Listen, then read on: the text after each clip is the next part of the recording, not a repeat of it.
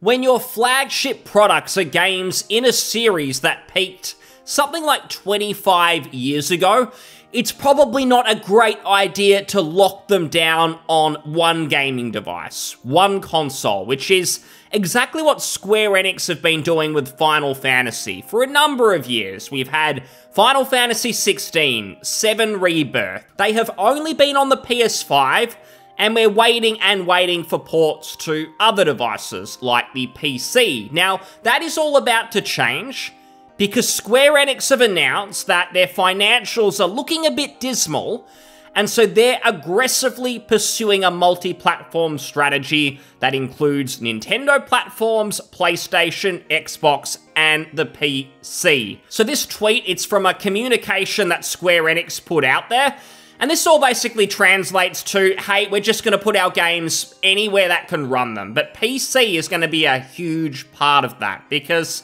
for quite some time, it seemed like they've just been leaving money on the table. And I think this works for everyone, because most of us have had it up to here with exclusives. We are sick of them. We want to be able to choose our ecosystem, where we consume our games, where it's convenient for us. Maybe for you it's PC, maybe it's console. I don't really care. I just want people to be able to play where they want to. When a game goes exclusive, it's of convenience for no one except for the platform holder, because all they want to do is lock people down on the PlayStation or down on the Nintendo Switch or whatever it may be. So it is totally annoying. Now, Nintendo, I did mention them, but I kind of put them on their own alien planet somewhere else. It is an issue, those exclusive games. It is annoying. That's why there's such a big Nintendo emulation scene, because people want that choice. But I'll leave them to the side and focus more on PlayStation today, because that's really where the problem is for Square Enix. They've been putting their biggest games, again, Final Fantasy 16 and so on, they've been putting them on the PS5, nowhere else, and they aren't selling. They are underperforming. So if we have a look, for instance, at another tweet that's gone out, this person, I believe, works for Bloomberg. They're not always accurate, but this seems to line up with what a lot of people are feeling. So Square Enix said, Final Fantasy 16 sales, they fell short of expectations. Initial momentum was in line with what they were thinking, so there was a lot of hype to start with, which I really felt. I was kind of disappointed that as a PC player who does not own a PS5, I could not play Final Fantasy 16 at launch. And I think a lot of people felt the same way. However, we didn't feel compelled enough to actually go out and spend $500 on another box, another gaming device. We thought we'll just wait until there's maybe a PC release, but there was hype to start.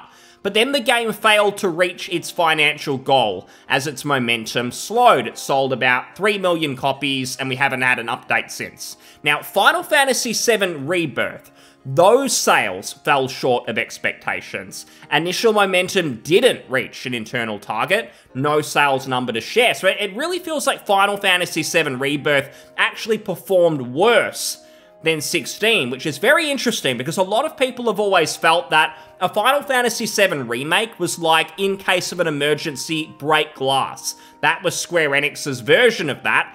But it seems like it's not even doing that well. It's not even doing as well as 16, which is the newest original entry. And I kind of feel that the MMO 14 aside, the mainline series, it hasn't been as well received over the years, and it's definitely not as big of a juggernaut in terms of just a game series as, say, back when you had 7, 8, 9, and 10, when the series was really, really popular.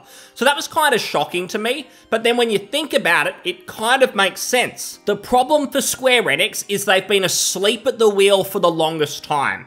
Their executives are morons. They had some excellent series, not just sort of those Japanese RPGs like Dragon Quest, Final Fantasy, but they even had some fantastic, I guess, Western series like Deus Ex, Hitman, Tomb Raider. They had those under their belt, and they kind of squandered it all.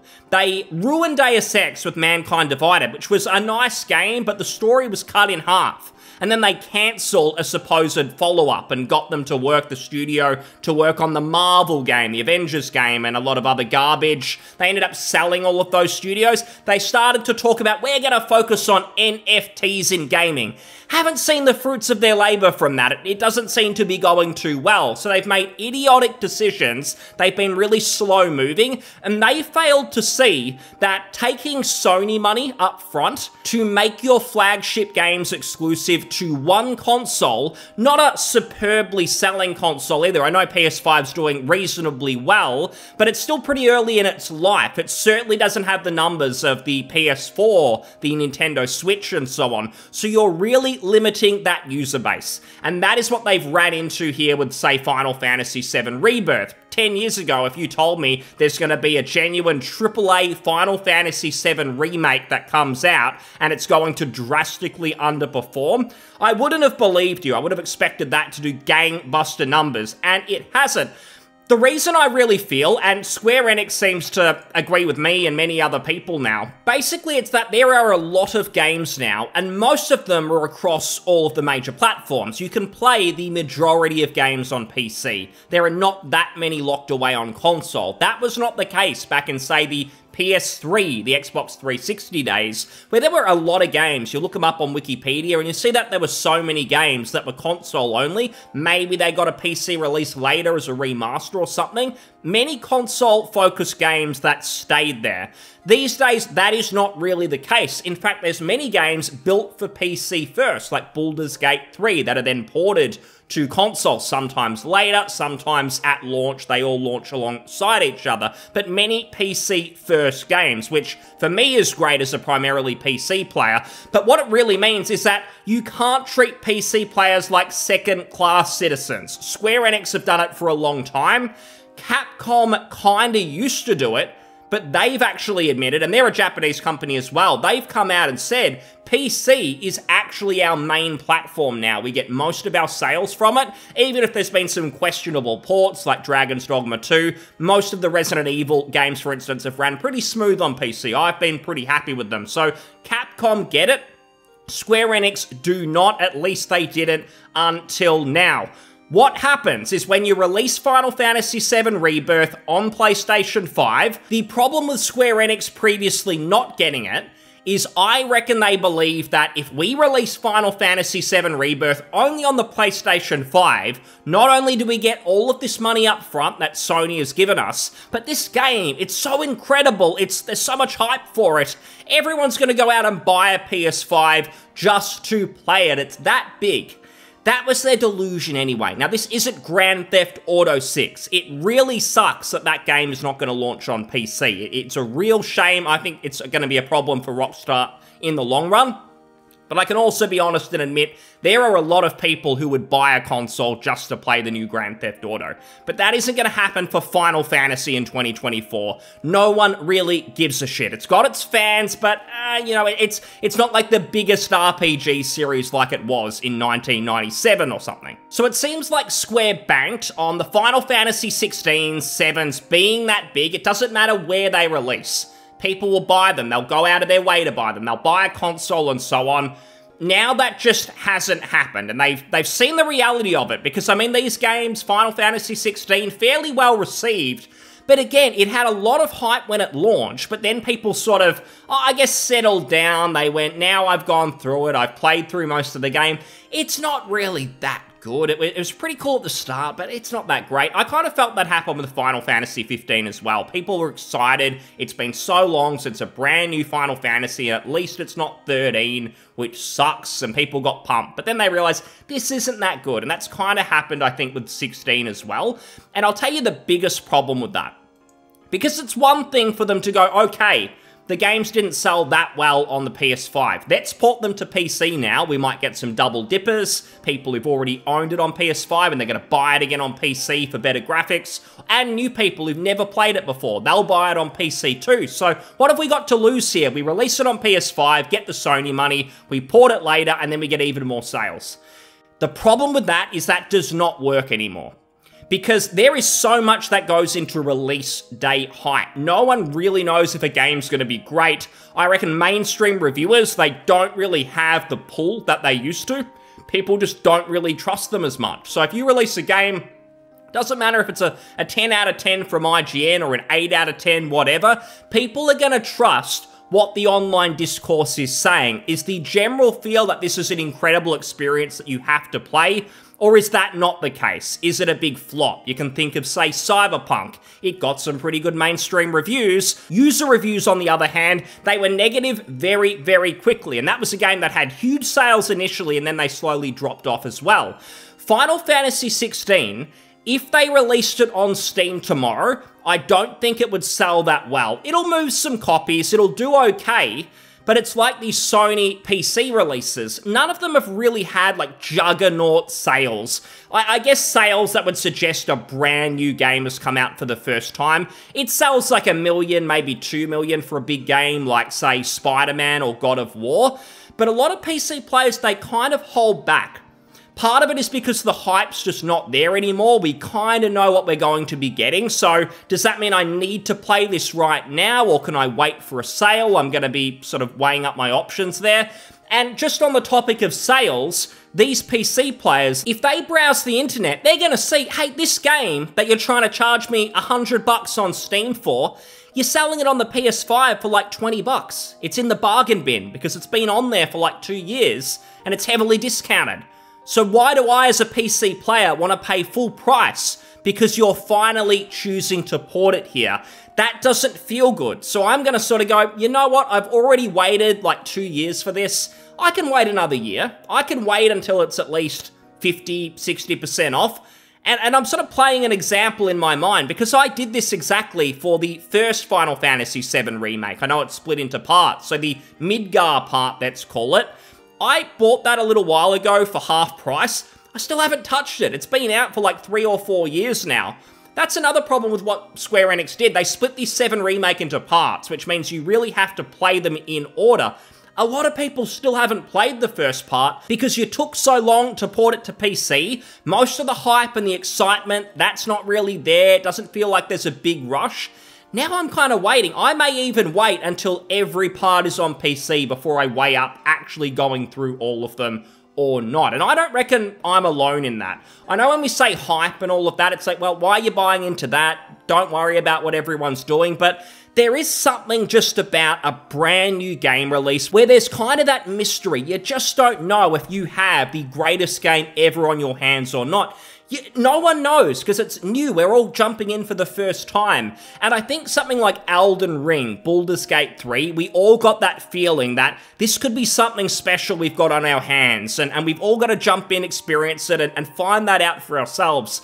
Months go by, you kind of know the answer to that. The online discourse is kind of going to just tell you on average, is this game incredible or is it not? Everyone's got their own preferences, but you know what I mean. You just get that kind of feeling. And no one's getting that with, say, Final Fantasy 16. It seems to be a solid enough game. I don't think a lot of people are going to pay full price for it. Now, because it had that initial excitement, if it had have released on every platform it could have, PC and so on, day one, then I think it would have had huge sales across the board. And even if it dropped off, doesn't matter. You would have had so many sales up front that it probably would have been a success. So Square Enix, they've acknowledged it's not just fans making up their own theories now. I theorized about this before, but I didn't really know, have these games sold well on PlayStation or not? We kind of know as a fact now that they have not sold that well. And the communication they put out, it goes into a bit more detail. They do a bit of business speak, such as diversify earnings opportunities by strengthening customer contact points. All that means, again, is they're releasing it everywhere. They're not making enough money just being on PlayStation first. They know, like Capcom have learnt, you've got to put your games everywhere. You've got to generate that excitement absolutely everywhere, because Final Fantasy, your biggest series, it's just not that household name that it used to be. Most people playing it are adults, they're already familiar with the series, you're probably struggling to bring new people in. So Final Fantasy already has its challenges. You don't want to limit that reach further by locking it down with exclusivity. They mention as well building continuous customer contact points of our titles by stepping up digital sales. The big part of that is that really means PC. And they acknowledge that. They say, moreover, the group will engage in initiatives which focus on the acquisition of PC users. That is exciting for me to hear as a primarily PC player, because sure, consoles have the digital side too, it's growing and growing, but PC, it's pretty much all digital. So it's nice to hear them acknowledge that they actually care about PC and it's not an afterthought for them. They do also mention Xbox in a few of these, but if we're totally honest, I don't think they really care about Xbox. I think it's very much going to be about PC. It's growing. You can't afford to ignore us like you have or treat us poorly. You've got to really put in that effort. Now, despite PC players across the board probably being quite happy with this, it's great to hear that going forward, Final Fantasy games and so on, they're probably going to launch day one on PC. There's not going to be any more waiting. But not everyone is totally happy about this. You've always got a few of the console warriors who just can't handle it. Their identity is tied to the PlayStation, and they thought Final Fantasy was a PlayStation product. It was all part of that image. Well, this individual, Mr. Magomed, he is not pleased at all. And he says, PS5 owners are now treated like black people in 1939 USA.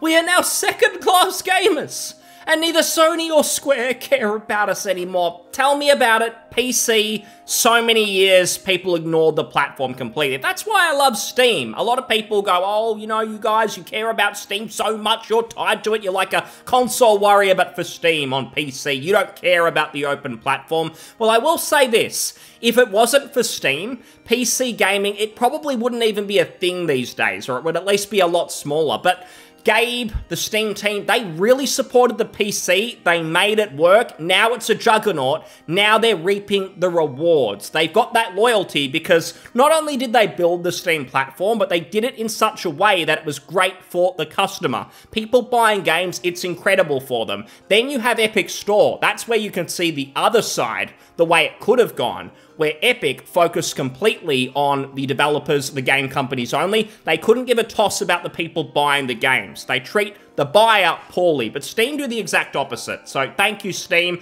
I know how you feel, Mr. Magomed, about being a second-class gamer. PC players had it rough for some time, but you continue and say, just like black people had to give up their civil rights, we PS gamers are having to forfeit our exclusives. Well, I gotta tell you what, if you're feeling rough about this, obviously it's a ludicrous tweet, I don't even have to break this down, but if you're this upset, Magomed, I wonder how Xbox gamers are feeling right now, because they've got literally nothing. They've got no exclusives. They're not really losing anything because they had nothing to begin with, at least not for a long, long time. So you should sit in the corner with them because they're not doing so well either. But I've just got to say, I'm glad to see this. I hope we see this across the board. I know that Sony themselves have talked about even just their regular first-party offerings, getting them to PC, maybe day one as well. That could happen. I know it happened with Helldivers. That's obviously a live service, so it's a little bit different. But if Sony are possibly doing it, we've got Square Enix doing it from now on, things are looking pretty solid on the PC. Thanks so much for listening. I'll see you on the next one. Cheers. Bye.